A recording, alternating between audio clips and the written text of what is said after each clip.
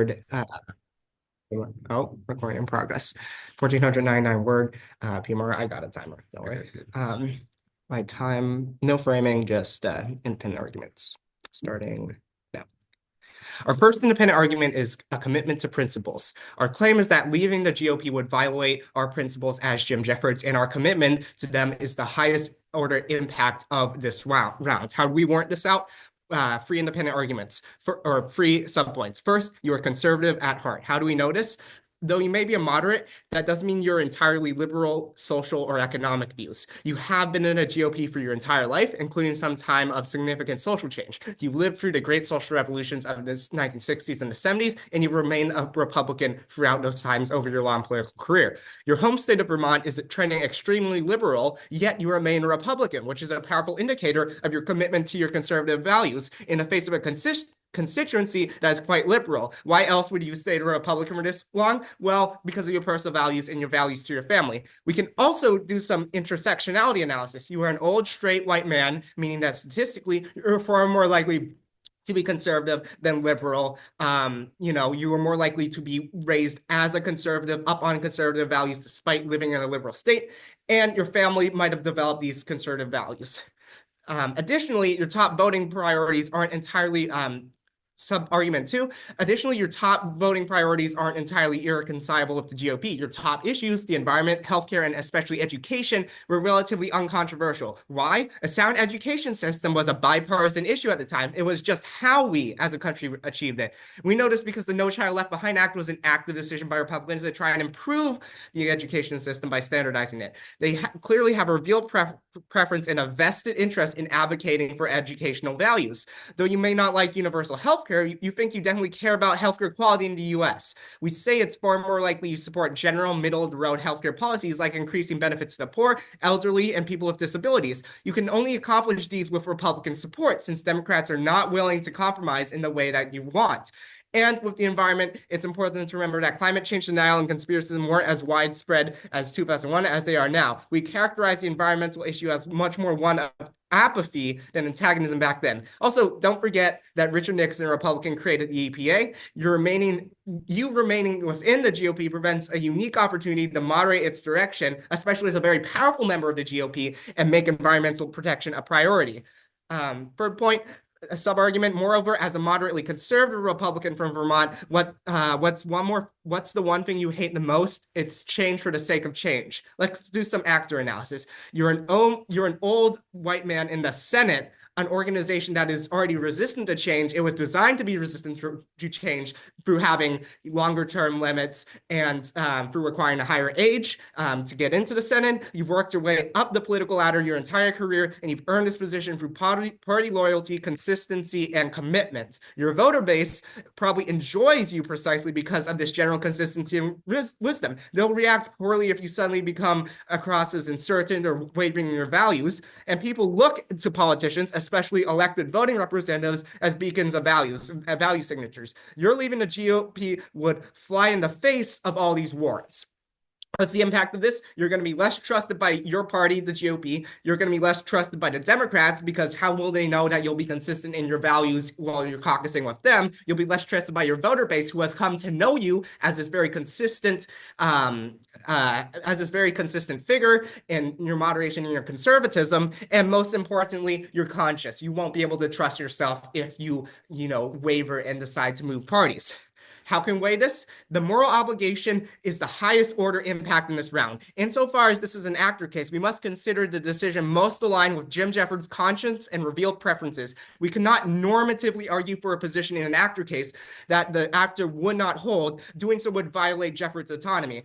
Let's set some burns for Op to beat this argument. They must definitely prove that Jeffords would weigh changing parties over his decades-long commitment to the GOP and his conservative values, which are inherently against change, and Jeffords would choose to switch parties after considering both short and long-term impacts.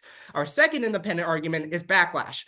Our claim here is your decision to leave the GOP will cause enormous backlash and dampen your ability to make any effective political change. First, why is it so vital that you make political change? You care about political change since you've been a public servant all your time. You want to improve American society. You could have made a ton of money somewhere else, but you're committed to be a public servant for the good of the people. That's why you've been in politics for so long. warranting. We'll do our warranting in the short and long-term layers. First, in the short term, there will be an intense media backlash from both the right and the left. From the right, it's more intuitive. Conservative media outlets will criticize your decision to no end, labeling you as a traitor. Tucker Carlson will come on and call you woke if he doesn't exist in this time, but just take it as the point still stands. Labeling you as a traitor to the party that built your career and to your constituents who voted for you as a Republican and continue to vote you as a Republican. You'll be viewed warily from the left. Though you'll flip control of the Senate, you'll be viewed versus suspicion. Why? You've been a Republican for so long, and you won't have nearly as many relationships on the Democratic side. As an independent, you'll go from having a committee chairman position to perhaps having no committee position at all, since neither party will want to categorize you on their side. And the Democrats will worry that as an independent, especially as a moderate independent, we're not talking about a left independent like Bernie Sanders here, you'll block just as much of their legislation, if not more, than you did with the Republicans. Just because you're caucusing with Democrats now doesn't mean you're in total support of their party policy goals.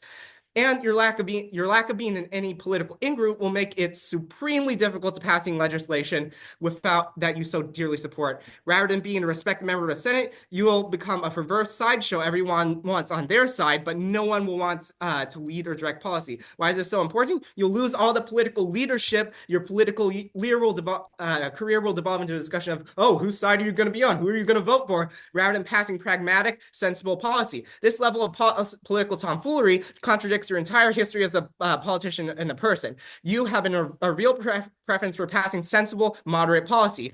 You're bad at giving speeches and networking in comparison with other senators. The level of compromising you'll have to do as an independent will cause you enormous stress, negatively impacting your mental health. You'll likely quit the Senate after your current term. Second, long term. You're leaving the Republican Party will have destructive downstream impacts on your political career and the ideals you support. Why? Regarding your political career, you will almost certainly not be reelected to the Senate. Republican lobbyists and strategists will push hard to push you out. They will place a contender in sharp contrast to your position who's more loyal to the party. Vermont voters will not vote for you. They'll view your decision to defect from the party during the Senate session as a betrayal. And most Vermont voters voted for you in as a Republican. And your inability to pass any policy as a sideshow in the Senate, as warned above, will preclude you from getting anything else done. That will not look good on re-election season. Regardless of the ideals you support, your leave will be catastrophic. Why the Republican Party will rally around your betrayal. Notably, how much time do I have? Okay, I'm out of time. Impacts, this will turn you into a political clown. Proud to propose. Okay, thank you for your speech, and leader of positions if you're ready. Right, getting ready to begin here. Okay. All right, starting my time on my first word. Okay, first beginning with a commitment to principles. This is an absolutely farce argument because you're not committed to any principles that you used to hold. There's no reason that you are bound to the obligations of your past self. So there's absolutely no reason that Jim here has to be beholden to his principles, which he no longer holds. And he's actually now beginning to have contentions with, he's starting to doubt and rethink his fundamental principles because he's seeing that the party that he's been in a career with for so long is actually not aligning with a lot of his moral desires and what he wants to see for change in the country. You're not beholden to any of your past principles. They say that he's conservative at heart, but this is completely untrue because he's thinking of switching. And not to mention there are conservative Democrats, right? He's a moderate. There's no necessary requirement that you be a liberal if you be a Democrat. There are conservative Democrats, but even if he really is conservative at heart, he's thinking of switching his principles. He's thinking of maybe going on to another side. So there's no necessary requirement that he remain Republican. They say that you probably as Jim support middle of the road healthcare, and that will never be achievable with Democrats because Democrats are like simply too radical or something. But the existence of Democrats is literally political concession. Democrats are always making compromises with Republicans. This is how it works. Democrats try to push forward progressive policy, and Democrats always act as the leash, saying, "Okay, let's hold on. Let's maybe look at our spending twice." So this is the existence of Democrats. So there's no reason to imply that, oh, we couldn't go for some kind of middle of the road healthcare. That's what Democrats had been trying up until that point in 2001.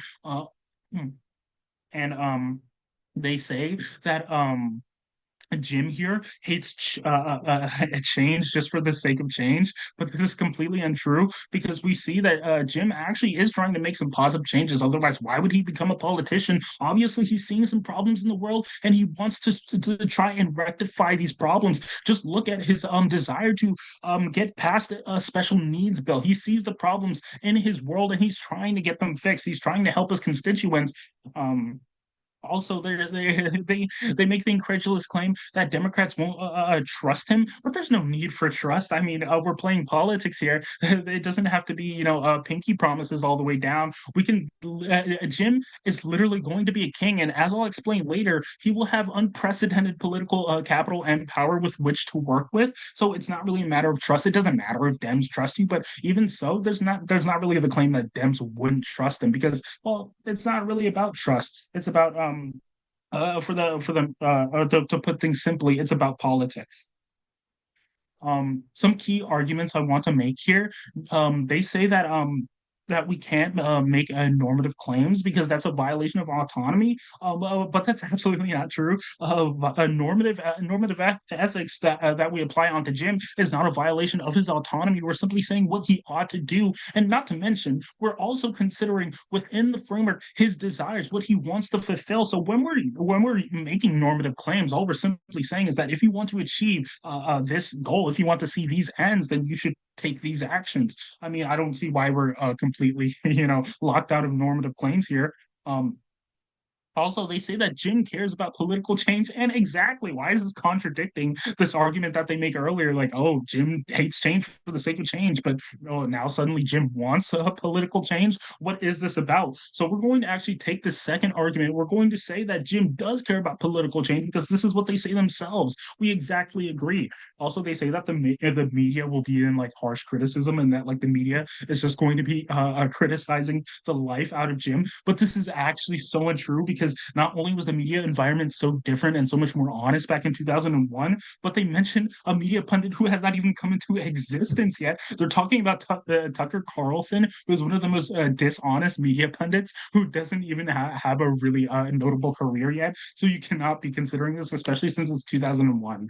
Um, They also say that having no committee position makes you powerless. There's no political leadership to be had here. But this is exactly the point I want to disagree with. This is where the big contention lies because there is a ton of political leadership and power to be had by Jim because he is one independent in a Democrat majority. This means that he has unprecedented power to basically flip the entire Senate. Basically, when Jim walks into the when Jim walks into any Congress meeting, he is literally a king. Everyone must abide by his words because if they want anything to get passed, they will have to go through him. They will have to strike deals with him. Basically, whatever Jim says goes. So he is actually now like this is like a coronation for Jim if he were to become independent. He gets unprecedented political power and he can now pass the things he does care about, like the special needs bill. He can pass all these things, and it's actually in Jim's best interest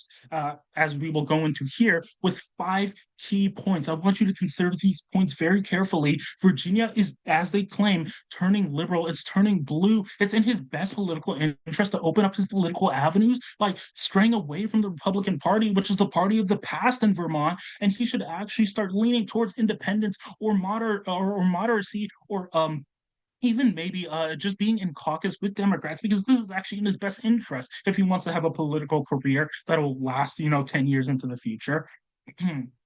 Also, for our second point, leaving the Republican Party better equips him to fight against No Child Left Behind because in the Republican Party there tends to be this this rule of this seniority. There's this value where you must respect authority, the value where you must respect who is at the top. And George Bush at that time was at the top, and he was the one who was proposing the burgeoning No Child Left Behind bill. So actually, Jim leaving the Republican Party is totally in his best interest, because now he can speak out openly against George Bush's No Child Left Behind policy, and he will be he will just be better equipped without his political numbers completely tanking, because he'll be seen as a rhino. Um, as for our third point, Dems are the most likely to support his special needs bill. As we can see, this is one of his only interests that are laid out here. This is one of the things that he is most interested in. So you're kind of forced to consider this above all. This is his main goal, so to speak. So really, if he wants to get the special needs bill passed, then he's going to want to get on the side of the Democrats. So really, just leaving the Republican Party makes the Democrats more amiable to his bill, and it just helps his political opportunities in every single way. On to our fourth point, his character. His character is better suited to be independent, or maybe even a Democrat. The healthcare, the environment, education, all these things that he cares about, these are generally on the Democratic policy platform. These are not necessarily like big Republican values. Republicans at this time care a lot more about policing and security and law and order. They don't really care about all this, gibberish about the environment. They don't really care about things like that. That's why Al Gore lost, because he was a big opposed. He was a big climate change. He was a big proponent of arguments to prevent climate change. And finally, our fifth point, and why this is like so important for Jim to do, is because there will be a major difference. He can literally flip the Senate and push all the bills that which he desires, as long as the Democrats are amiable to it. So this is actually giving him the biggest political opportunity, and it's actually solidifying his political future. If he were to do this, he could remain a notable independent, and his constituents will vote for him again, because the electorate loves someone who can get things done. That's my time. Thank you for your speech. And if a member of government ready? Yep. Give me a few seconds to set up timer and stuff. First I'll elaborate a little bit on PMC, then go on off case. Yeah. 3, 2, 1. Okay, just continuing the argument from PMC. Jeffords' decision to leave the Republican Party would make the GOP more conservative and less likely to run for the middle. They'll rather be behind like your betrayal and like go more rightward, and notably the GOP won't run to the middle, as it won't want to make it seem like you, a liberal senator from Vermont, made them bargain. Instead, they'll double down on the conservatism that you dislike. A very conservative Senate will result in even less government spending, will occur. Fewer bills that you support will be passed. A party that continuously moves away from moderates like you, other moderate conservatives, will be abandoned in the Senate if you leave. This decision is sticky. In contrast, if you stay, you'll have a unique opportunity to change the way the Senate is heading, which looks like this: organizing a moderate voting bloc, heavily pushing a moderate policy agenda, voting down Bush's radical spending cuts. And just now on to responses to their on and off case. Okay, so they say you don't really have any bounds to your like past obligations or like decisions, but this is politics, right? You're a Republican. Politics relies on past favors, and especially the Republican Party with its 11th commandment to not criticize another Republican. And this is how like the Republican Party is structured. It's structured on favors. You scratch someone's back, they scratch your back. And by switching parties, you lose that political capital you gain with Republicans, and you have to start over with Democrats, which counters their point that this stuff doesn't matter somehow. And they argue that you aren't conservative at heart because you have disagreements with the GOP. But as we say in PMC, like your principles are pretty compatible with aren't incompatible with GOP. They're pretty like uncontroversial. They're like a lot of Republicans may not like care about them, but they aren't necessarily resistant to them at this time, at least, as we already explained. And they claim that he's like thinking of switching principles, but this isn't really the case. He's consistent in his principles. And what generally happens is parties move, but politicians stay relatively same, still relatively the same in their principles, and that's why they may consider switching parties. But in this case in particular, you're a really old guy. You've been in the GOP for a very long time. You're conservative at heart. You stand by your principles. You stand by your party, and that is there. There's no reason for that to change. Uh, and again, it's just change for the sake of change, changing your party. That's Hi, so, do you have uh, do you have this room reserved? Do I have this room reserved? sorry. Oh, Sorry. right. I was coming in here for a meeting. Oh, Oh, It's ICC 16. 16. can we pause the time? Oh, I'm sorry. Are you guys? What We're happened? we're in like a debate online debate tournament. We're sorry, we got no else to do. I'll let you guys continue your thing. Let me go Uh, see if I'm in the right place. This is ICC 216. This is 216. when did it start? Did you 5:30. Okay, well, we have like a few more minutes, then we'll move. That's okay, okay. Did you pause the timer? I paused it at like 3:10, but that was late. Yeah, it says 3:12 seconds. So. Okay, okay. Sorry about that. Restart timer in 3, 2, 1. Okay. And yeah, changing your party is will be viewed in his eyes as change for the sake of change. And this is different from being against your party's policies, right? That is not change for the sake of change. That is staying by your principles. And that's kind of counters their framing about change for the sake of change. And like they talk about he does care about political change, and yeah, we agree. He cares about his principles, but he's not changing his principles, he's not changing his party. He cares about changing like society for the better, but not like the institutions as they are, if you get what I'm saying. And they kind of argue against our point, how being relieved from his committee position doesn't mean he won't have power. But committee leaders have unprecedented powers because they set agendas. And by becoming an independent, he won't have that power in the institutional institutions of the Senate to set those agendas. He may have some leverage, like they argue that he might have some more leverage, but we'll go on to argue against that. And they claim that he'll get a ton of political power by being that deciding vote. But I mean, sure, he can be the deciding vote in a lot of things, but there's this thing called the filibuster, and that shuts down a lot of laws and presidential policy. Sure, some policies are filibuster proof, but in most things, they cannot get past the filibuster. And to clarify, the filibuster requires 60 votes to get passed, and him being the 51st vote won't really matter. And just to frame a bit, the Senate was more bipartisan back in the day. What party he's in doesn't really preclude him from negotiating with the Democratic Party, even if he's Republican. And again, other Republicans are going to do this. That's what happened back in the day. And then they talk about how by leaving the Republican Party, he's better equipped to fight Michelle left behind. But like they said, back in the day, the media was more honest.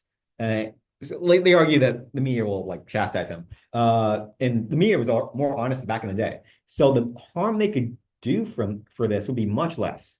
And bipartisanship was generally like respected.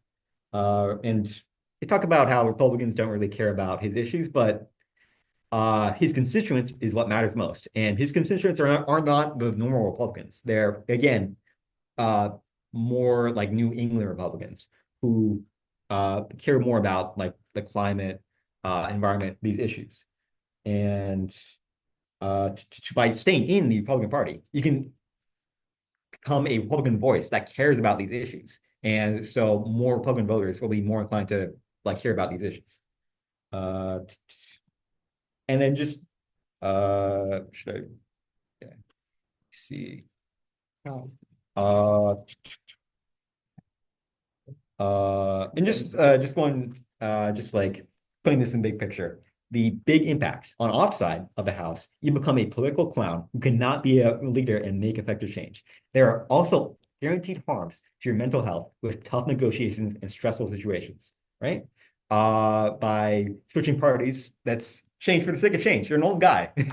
That'll create a lot of mental turmoil and just in the institution of the Senate.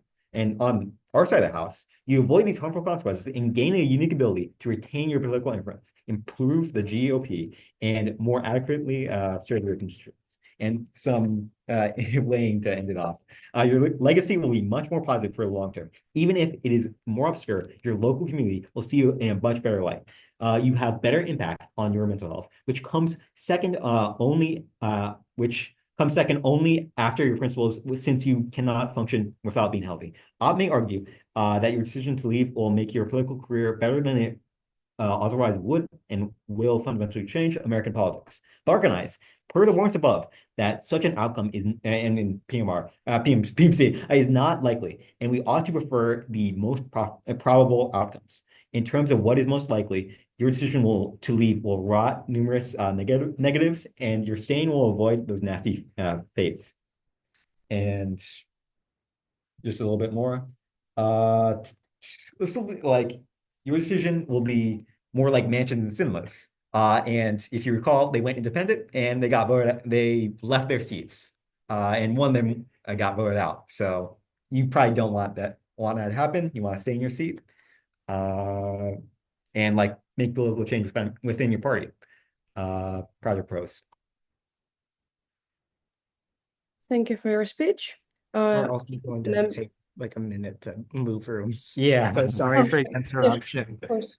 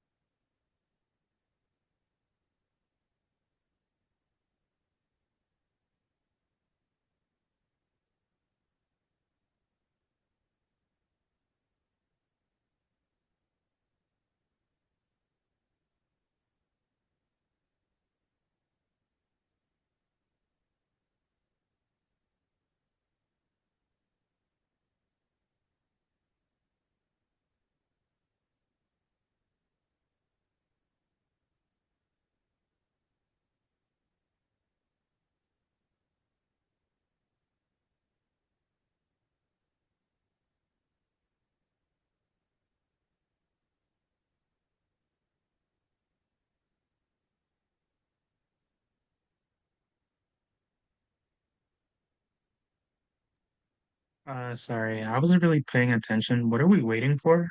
Oh, they had to switch the room because someone came there, so they're looking for another room. All right, great.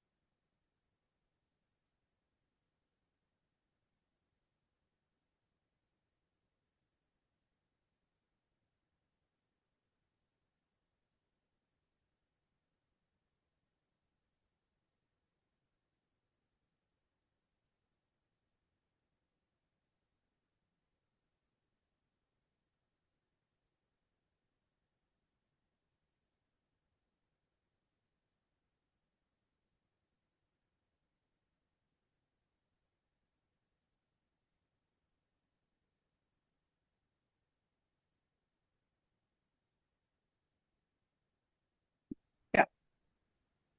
Okay. Whenever the member of position is ready. Hello, can you hear me? Yep. Okay, let me get the timer ready. It's 7 minutes, correct? No, it's 8. No, it's 8. Oh, Oh, it's 8:30. I guess they Well, 8 minutes, 3 minutes, 3 seconds of grace. Yeah, so you have 8 minutes technically, but you have additional time, 30 seconds. okay. Um, Starting in three, two, one. Okay, so first, I'd like to address some of the points they made about you switching parties. So one of the points you made about switching parties is that you're switching parties just for the sake of switching.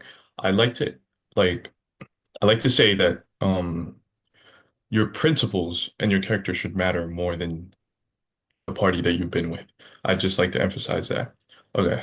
And he also mentions that you won't get like you switching parties won't give you any benefits. So leaving the Republican Party would give you a lot of leverage. Like you would hold up a pivotal position in the Senate because it's going to become 50, 49, and 1. And give me a second. Okay, so a lot of the votes and bills that are going to be passed are going to be relying on your vote, correct? Like you would be able to break ties, move legislation forward. Uh, your independence would allow you to act as a key negotiator. Okay, that's just something I'd like to mention to oppose what they said about the 49, 50, and 1, like as it wouldn't matter. So the first thing I'd like to emphasize is you're okay, you're in Vermont. Vermont is turning into a blue state, right? Like my teammate says, it would be in your best interest to switch from to independent. It would be in your best interest. You'd last in politics longer. Your career would last for a longer period of time. And yeah. Secondly, leaving better equips. Okay. The Democrats are pro special needs. Is that correct? Okay, yeah. And you would be able to pass some of your bills and some of the things you advocate for, like education, environmental protection, and healthcare. And yeah, and you switching does actually make a major difference as it goes again 49, 51. You'll be able to pass some of the things that you want to pass, and that would actually like it wouldn't make you feel any less of the person that you are. If that makes sense. And yeah, just trust yourself because trust is very important. And one of the things they also mentioned is that people that are voting for you would not look at you the same. I would like to disagree. I think change in this scenario would be a good thing, and that you might get new supporters and people that actually still there will be people that will still support you. And he also mentions that relations would matter in this scenario, as lots of the things that happen in politics, you have to have relations, you have to have connections, and all of that, which I totally disagree with. As in, people look at you based on your actions, and you making things that would positively impact Vermont would make them support you more. Environmental protection is a priority. Many of the Republicans don't see that as a priority, and I disagree with that. And education should also be a priority, such as healthcare, like healthcare as well.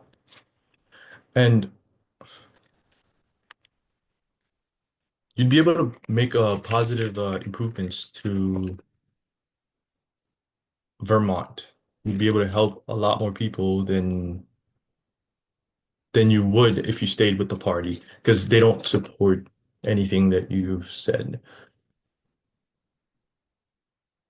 And the No Child Left Behind act would not necessarily be a good thing for you. Again, you don't support it, so there's no reason for you to stay with the party that does not benefit you, that does not see the the effects that such a act would have.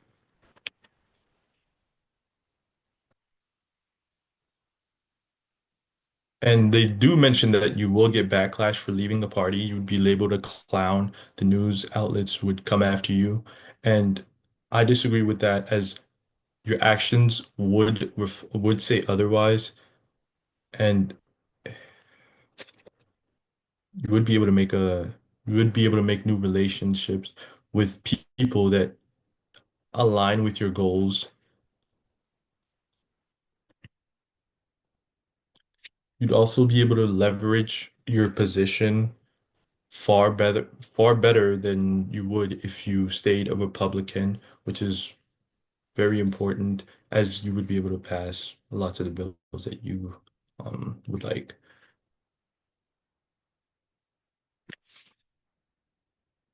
And it would be in your best interest to become a Democrat, especially because Vermont is turning into a blue state. And the Democrats are also pro special need bills. Like, they would be able to help you pass some of the bills that you would like to pass, which in turn would still help Vermont.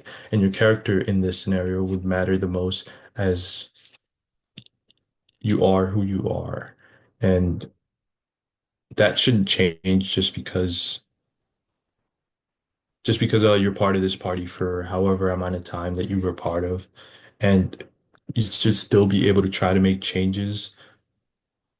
it it's never too late to make a change, as in it's never too late to just switch parties. You're not just switching for the sake of switching. It's not just like something that you decide to do and everyone's just gonna completely go against you. As in, there will be people that support you, which again, Vermont is turning into a blue state. So there are people that actually support some of the things that you are trying to create and some of the policies that you're trying to make. And they also mentioned that switching would be bad for your mental health. I disagree. I feel like switching would be better for your mental health, as in you would be able to stick to what you believe, be able to pass bills that you think would benefit everyone, and that would like in the end make you feel better as a person. And yeah, and you won't get as many negativity as you think you will, because there will be people that support you no matter what, and the position you hold would still be very important, as things would have to go through you. People, all eyes would be on you. People would look at you and try to persuade you to have changes made. Like, the chamber would rely on your vote to break ties, move legislation forward. Like, your independence would allow you to act as a key negotiator, with the potential to push policy changes that align with your values, like education, environmental, healthcare. This would provide you with this would provide you, okay. Yeah. Thank you for your speech, and I would like to invite the leader of opposition for their rebuttal.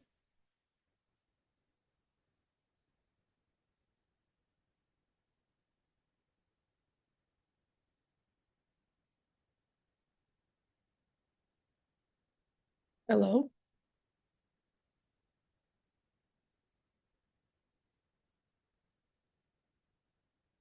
Is the position here? Yeah, I'm here. Okay. Sorry. Okay. All right. Let me get my camera on. How much time do I have again? Sorry. 4 minutes and 30 seconds of grace. All right. Okay. And I'm ready to go, starting on my first word. All right, so one thing that they notably didn't mention in the first leader of the opposition constructive is that they didn't respond to my claim that we're allowed to appeal to normative ethics and normative claims. Therefore, we are allowed to appeal to these normative claims, and we're allowed to say that he actually should, or he's actually morally obligated to go to his independent, to align independent or with the Democrats because it actually suits his principles more. He believes in these things like better access to healthcare. He believes in these things like better access to education. He believes in better access for special needs children. So therefore, he's actually obligated by his very own principles and by all means of ethics to go to an independent alignment or to a democratic alignment. Also, just moving on to their argument about how Jim leaving makes the GOP more conservative. There's no guarantee that Jim's remaining in the GOP would move it along the needle. It would move the needle of the GOP's politics by any means. Because keep in mind that the GOP in the state had only been moving more right and actually getting a little bit more neoliberal like for the past 30 years. So at this time in 2001, there actually was no reason to believe that the GOP would become any more liberal or like they were not like there's no reason to believe that he could actually shift the GOP away from its conservatives leanings. But keep in mind that even if he stayed, he would just be giving into he would be basically he would be giving into appeasement. He would just be incentivizing his party to remain the same because he's just going to stay and stick along with the party anyhow. Also, they say that committee leaders set the agendas, but keep in mind, Jim has massive leverage here. Remember, Jim is a king here. He is the vote that can pass any legislation through the Senate. So he actually has like remarkable power here. This is his only chance to have literally such a meaningful vote in the Senate. So he actually should take this opportunity because it might be his last chance where he gets this perfect opportunity to get his legislation passed and to get past the interest of his constituents. Also, they say that Jim's moral principles are compatible with the GOP, but if that's the case, then why isn't the GOP passing through his legislation, right? They're saying that the GOP doesn't care much about his legislation, like they don't care for it. So that's just a better argument, right? They're saying that, oh, the GOP couldn't care much either way. That's an even greater argument for why Jim should leave the GOP. He should actually be independent or a Democrat because it's literally not helping him. He's just squandering his time, right? As his constituents grow more and more angry at why you can't get this damn special needs bill passed, his constituents would just get even more and more angry as he can't get anything passed. But if he were to align himself independently or with Democrats, and he were to caucus with the Democrats, this would actually give him a much greater potential to get his legislation passed. And as we know, constituents don't care about your party. They don't care about your alignment. They only care about who you are and if you can get their interests passed. If you can get things passed, if you can get things through the door on the Senate floor, then people don't care. And they say that it's simply politics to acknowledge past favors, but that's not what we meant. We're just saying that you're not beholden to like anything in your past when it comes to your party alignment. You're not like forced to remain in the Republican Party. That's why you're allowed to switch parties. It's not like a permanent marking. It's not like it goes on your ID. You're allowed to switch parties. So it's not like he has to remain and be beholden to all these favors. Also, keep in mind, like not pushing through with the needs of your constituents, right? Because his constituents need that special needs access for the children, right? So actually sticking to these political favors and not abiding by the needs of your constituents, not hearing their cries for legislation passed, this actually goes back into our normative ethics argument, where he is basically bound by obligation, by moral obligation, to align himself independently, so that he can have a way greater leverage and opportunity to get his legislation passed. Because if he continues to align himself Republican, there's no way he's going to get his legislation passed, and that's a moral failing. He is doing a failure to fulfill his duty. And one last argument we want to point out: the biggest ballot, just vote for the side that you think will give Jim the best opportunity to pass his special needs bill, because that's his most important interest. All right. Thank you. Thank you for your rebuttal, and I would like to invite the Prime Minister for their rebuttal. Thank you. So I'm going to go over, before I start, I'm going to go over 2 layers and part of a sort of clarifying this whole argument versus normative versus rational actor type case. And then I'm going to go into 3 different ballots: 1 ballot for first layer, 2 ballots for the second layer. right? My time starts now. Okay, so Opt lays out this whole argument in regards to normative claims. I think the normative claims part is redundant because one, this is an actor case. Two, the normative claims are basically congruent with Jim's interest as a person. So, you know, we both agree that Jim should adhere to his values as a person, personally, and should adhere to his interest in re-election and policy as all Congress members should. So I think that's redundant. We're both judging a case on the same level. So those are my two layers, his values as a person and his interest in re-election policy as a rational actor, as a congressman who's been in Congress for a long time. Our first ballot is on the ballot of personal principle. The Op gives the argument that his personal principles are leaning more Dem, but we have to acknowledge that that our side, our personal principles in regards to Jim's character far outweigh that the Op side of just his Dems becoming slightly more, you know, aligned with Jim's policy goals. For one, Jim is a lifelong conservative, which both me and Ben pointed out in both our speeches. This is Op gives literally no offense to this, and this is not irreconcilable. This is probably the biggest and the strongest argument in favor of our side because it is happening on a lifelong level. His principles have not changed. He has stayed very consistent in his principles too. This is what Ben pointed out in his MG speech. And last point, his mental health is going to rapidly deteriorate. You got to remember, Jim, as we characterized, is a very shy, not good at negotiating, not good at giving speeches. He is not going to be fit on a personal level to be this kingmaker, to be this one vote deciding factor. But even if you don't buy the argument, let's go to the stronger and probably more decisive ballot, which is on the layer of policy. I think both Op and Gov agree with this. Can Jim pass his legislation? Op gives offense for this, that he can be a negotiator, that he can use the Senate vote and independence to align himself to you know, create policy that is more favorable to him, but they completely ignore and give no defense on the offense we did, that Jim, as a committee chair, which was pointed out in MG, has an enormous amount of political capital, first of all. Okay, committee chairs literally set policy, as MG stated. That is far more powerful than just being a kingmaker vote. He also has strong GOP political capital as a longtime senator. He has the connections in the GOP, as I pointed out in my PMC.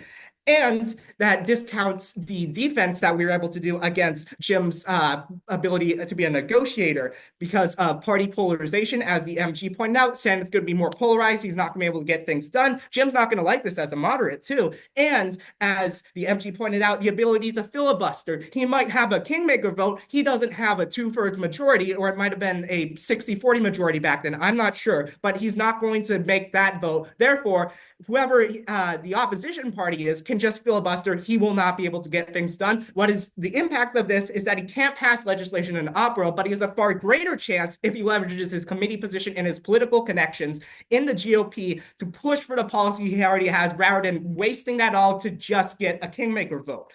And finally, on the note of re-election, the last ballot, Gov points out, or Op points out, that Vermont is trending to be a blue state and that they're going to vote on him with the ability to get anything passed. We have significant defense for this because, one, Jim Jeffords continues to get reelected. He's been reelected for a long time. So even though Vermont may be trending blue, people like Jim Jeffords as a person. People like trust him as a person. And on the argument that he can't get anything passed, see the last ballot. Now, our offense for this is that he is able to leverage his GOP political capital, as I pointed out in PMC, to help him with re-election. He is able to output more policy with this GOP political connection. And what the provides a very insufficient defense of is the defense of news outlets. Sure, we used the example of Tucker Carlson, but they provided no counter narrative that the news outlets are going to treat him nice.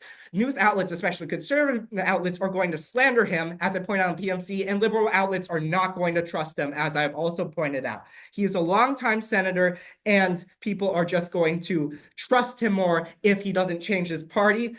This is the impact.